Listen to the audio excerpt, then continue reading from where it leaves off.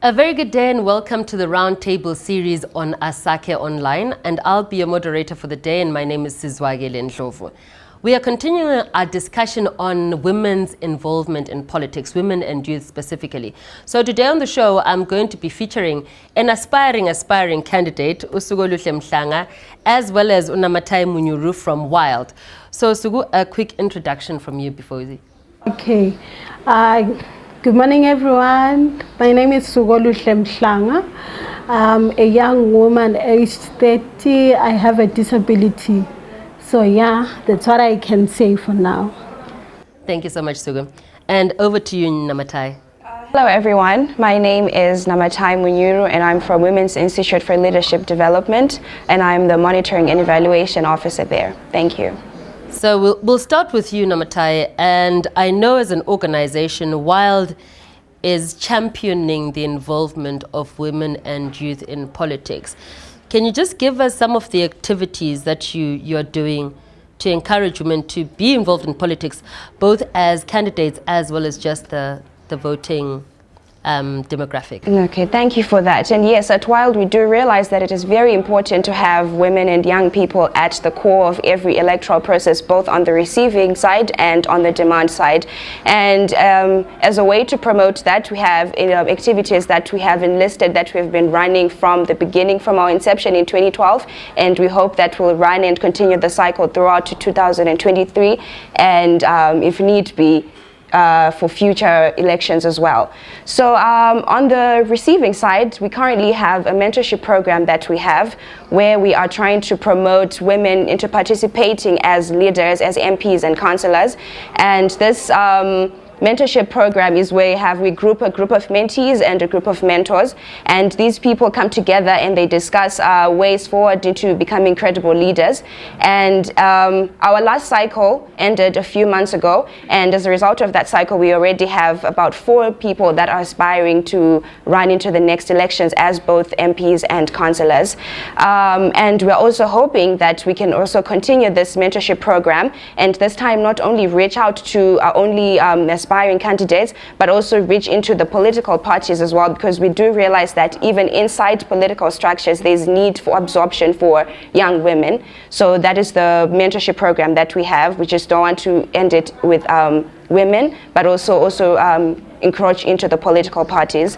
Then we also realize that there's a need to reach out to the younger demographic groups, the women, and because of that we are utilizing media and social media. I don't know if you have noticed, but we've been trying to utilize Twitter and radio programs, and we hope that that reaches every demographic group that would need. So those that may not have internet access can listen to the radio. And we also are we do animated videos as well, because we realize that sometimes as young people we need catchy things to attract us. Sometimes mere meetings, mere words may not reach out to our hearts, but if we do animated videos where it's a short clip and we share it on our social medias, we share it among our groups as well, and hopefully it reaches out to all our groups. So those are the activities that we have been doing prospecting for 2023. You mentioned something interesting, a term of, you said receiving and demand, and you said receiving was basically trying to get your upcoming councillors and MPs. What is on the demand side? You know, it's Kiwa's Kulumayo, you're like, okay, so what's on the demand side now? We have our young women. Not necessarily everyone is interested in running for elections. So we have women and young women that also their needs sufficed in upcoming elections. So that is on voter registration, delimitation processes, and generally voter education, and so that people know their rights, know what they need to do, know what they have to the responsibility that they have towards the upcoming election. Yes. And how has that been going? How has been the response from the women? And I know we've got quite a few issues. Topically right now is that, for example, in Bulawayo, we only have one voter registration center. So how has the response been to efforts and activities? Honestly speaking, the response has been fairly low. One, maybe as a result of COVID-19. There are so many periods where the voter registration centers shut down, and now we are stuck and we have to wait for whenever they open up. And two, as a way to curb that, we are open. Sometimes we have our young women mobilize people that are willing to register for elections. They come together and we organize transport for them to go and get for them to go and register for the elections. That is how we have tried to curb that. But at the same time, again, there are also other challenges that may include the patriarchal structures that we have, not only in the home, but also in every institution, that sometimes a woman is not very motivated to want to uphold their rights and responsibilities. And also they're also not motivated to even run for the upcoming elections as MPs and councillors. So we do realize that there's a need to strategize around that to curb those challenges that come with patriarchy. And in terms of COVID-19, we realize we cannot always make excuses forever because we are not aware whether COVID-19 is going to go anytime soon. So we'll have to try and sustain and adjust to and adapt to the current environment and see how we can program and fixate our programming in this current environment.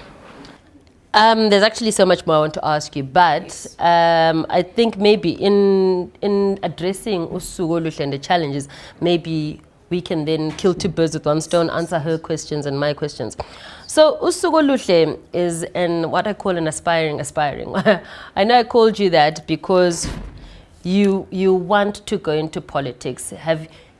She is in the process of actually embarking on the political journey. So Kadesi, it's 2021 and you've got a couple of years. So I just wanted to ask you a couple of questions. Jeguti, why politics and why did you choose this and what do you hope to achieve? And have you really made up your mind, Uti, this is what you want to do? So you can start anyway. Tell us about who you are. You're 30 and all that, but tell us about this journey of wanting to go into politics. All right. Thank you for the opportunity, Zwa. All right. Apart from being 30 and having a disability, I've developed the interest of venturing into politics because it's been long big. When I represented the interest of persons with disabilities through diverse organizations. So I work with all organizations whose focus is to enhance the livelihoods of persons with disabilities. So rather, from this journey that I've been in, I've realized that for these challenges to be addressed, for these challenges to be taken up, one needs to venture into politics. That's where decisions are made. So yeah, that's why I've developed this interest, so that from a disability perspective, we are a community that has been left behind. We are a community of special interests, you know, in as much as those who are in politics try to address our issues, they are not reaching to that level that I wish. So this is what makes me venture into politics, to address issues. And, you know, I'm different. In as much as I have a disability, I'm confident enough that I'm going to represent the disabled and the non. And it will be the first stance, right? So I value representation, so better it should start by me. Yes, thank you. So Sukoluhle, you know that the road ahead is not going to be easy. What are some of the challenges that you've encountered already and some that you think you might encounter? Because from what I said, from what I'm seeing so far, you are still really pushing, but have you made a firm stand? Would you right, I'm going to stand here, I'm going to be councillor here, I'm going to get my voting campaign like this, that. But before we even get to there, I know you know challenges. You've been listening to other women with challenges. What have you encountered and what do you expect to encounter as you go forward? Basically, the political arena of Zimbabwe is so very toxic. Remember, Sugu has a disability, so that on its own, it's a challenge, right? So yeah, the other challenges I've heard from other women that are in politics. Politics is so very toxic, especially when you're not married. So yeah, it's not easy. So it's just standing firm for what I believe in. Yes, challenges will come, that one I know, but through the programs that I have ventured in, through various organizations, yeah, confidence building is great now. Okay, so maybe let me pause with you. Namatai, we have umuntu njengoSuku, and she wants to get into politics, and maybe even me, I want to get into politics, and I approach your organization. What assistance can I get? Because, for example, I know you said there's mentors and mentees, but there are some things that I need to know, like how to register, how to do basic things. How would I go about that with assistance from you? It's either you can call or visit our offices. We're quite open to any sort of engagement. So you can visit our offices. We discuss whatever the specific needs that you may need at the time, be it education-wise, be it awareness. We are open to that. And we also try to disseminate this information on our social media platforms as well. Everything to do. We have weekly nuggets, weekly information, weekly newsletters. And on that newsletter, we have a portion that is strictly for elections, women participating in electoral processes. So you can either come to our offices, or I can give you access to any information that you may need. Okay. What have been some of the challenges that the women who have come and been mentored by your organization faced?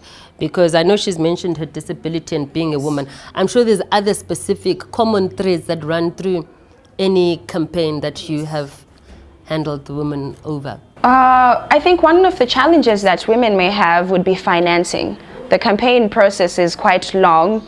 As you know, maybe some already started campaigning now. And from now up to 2023, there's a lot of money that's going to be needed. However, that part, at the moment, we have not found a way we can go around it. But with future meetings and partnerships, we can always see how we can assist women in that regard. I think financing would be the main the main problem that we may have. As well as she has already mentioned, there's also very patriarchal structures that are there, but that also there's need for awareness to men. We may educate each other, we may discuss, but as long as our male counterparts do not realize the importance of us being involved in participation, then it's a dead end. So there's need to also have men involved in women's participation in electoral processes. I'll come back to that. So, what are you going to do for money, my girl? Snako, you're going to counseling. Have you thought about the process? Have you thought about laying it out? What are you going to do? Yes, you're eloquent. I like your vision already, but practically, what are you going to do when you hit the ground running? Yeah, she has spoke about finances. So as soon as I get the finances right, I'll channel them to my campaign mechanism. I just feel campaigning needs a lot of resources. Yes. So as soon as I get money, I'll channel it all into my campaign strategy so as to win the election. I love you. Your confidence is infectious. But these are some of the challenges that we also have to think of whenever you're going into a project, you're planning and things like that. Any budget, rough budgets, for example, what are you looking at? For example, you're looking at, do you need flyers? You need to be on social media. Is there a rough budget? I know it can't be comprehensive, but you know, like you have starter kits and then you say, for you to get 1,000 flyers or be on social media, is there a ballpark figure that a candidate can be looking at to say, if I'm going into the campaign, this is the amount of money I need, or these are the resources, maybe not even in monetary terms. What are some of the practical requirements that Usugu has to consider before she actually says, I'll get money? If you get 10,000, what if you get 10 million? And it might not be enough. Can you walk us through that? I think on that aspect, it's really a bit hard to be certain, because one, I think because of how Zimbabwe is, our economy, prices are always fluctuating, things are always changing, so we can never give it a certain figure. Yeah, but however, yes, there's need to have some backing of some sort. You need flyers, you need your media, you need your social media, you need your physical presence to reach out to people in the community. But however, I think also there is also a need for a lot of support. Get organizations like Wild or any other like-minded organizations to support your backing, because maybe as much as one organization may not be able to financially provide, but you may find others that are willing to. Just as I think it requires a lot of work to reach out to all of them and really strengthen that your resources. But I think it can be done. It is very doable. And also it is challenging, if I may ask, do you want to campaign under a political party or as an independent person? I'm still thinking about it. I'll get back to you once I reach your office. Okay, that's fine, yes. Because we have noticed that sometimes it is very hard for independent candidates to campaign. Sometimes maybe when they come from a political backing, they have some bit of political support, whether it's healthy or unhealthy, that's a different story, but they do have some support of some sort, whereas when you're independent, you are doing everything on your own from scratch. Yes, so that's also another thing. Okay, so because you're riding on a brand, basically, that already has certain procedures and machinations in place already. So when are you looking at getting a final answer on your deliberation of actually running or not? Because it's already 2021. You've only got basically maybe under a year and a half. It's a year and a half, right? Allow me to say that this coming 2 months, I'll be decided enough whether to run or not. But truly speaking, the thing is that I'm aspiring. Okay. Politics is where all the big decisions are made. However, you mentioned that you've got other organizations that you're involved with. How else can somebody make a change in the environment before running for councillor, before running for MP? How can somebody make a difference without necessarily going out and becoming a politician? All right. Yeah, exposing yourself. Exposure is key. Exposing yourself to organizations that run for a cause that you wish for. For example, I'm a member of Women's Coalition of Zimbabwe. The organization tries by all means to amplify women's voices in terms of social and economic rights, be it politics. When you want to venture into politics, they make it a point that they support you through capacity building, leadership skills. Yeah, that's what I can say. Okay. Namatai, you mentioned that we need to educate men on the importance of women's involvement. However, I'm going to be devil's advocate here. Majority population is women and youth. I think they make up, women account for slightly over 52% of the population or close enough to that.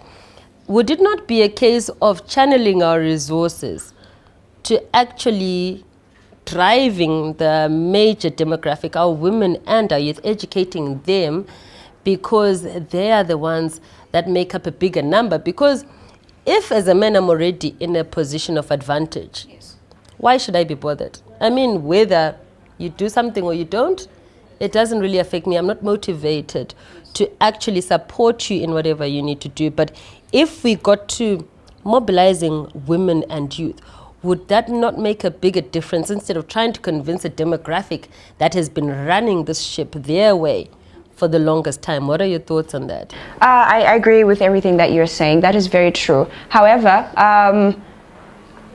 men, the other demographic group, should not be a priority. I think maybe I did not explain that very well. All of our resources, like you're implying, should be driven to the larger demographic group. But however, let me start this from a root level in the home. a woman comes to her husband or whoever in the family, her father, and says, I want to run for the next election.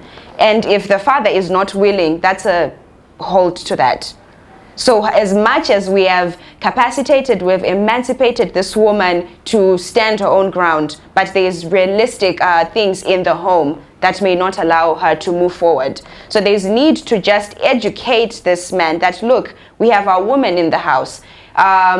Most of the activities, most of the resources that we need are directed to the woman. Everything, the water, electricity, every resource that's needed in the community is mostly the backing is on a woman. So we need to emancipate that woman, and for that to be easy, we need the man to allow that. Not allow, no, not allow, allow is the wrong word. To improvise, yes. To compromise, yes, yes. So in a simple case like this scenario, yes. Usu says she's single. Yes. And you're saying that you think it's a disadvantage. From what I'm hearing now, if we then have to go through the hierarchies, it's easier to be a single politician woman than to be married, because if you're married, you have the husband, you have the kids. How can you be leaving your children at home? How can you be leaving your husband? So do you really think it's a disadvantage to be single? Yes, to me it's a disadvantage. I've had some councillors saying that, the single councillors that once contested, right, saying that they were being called names. So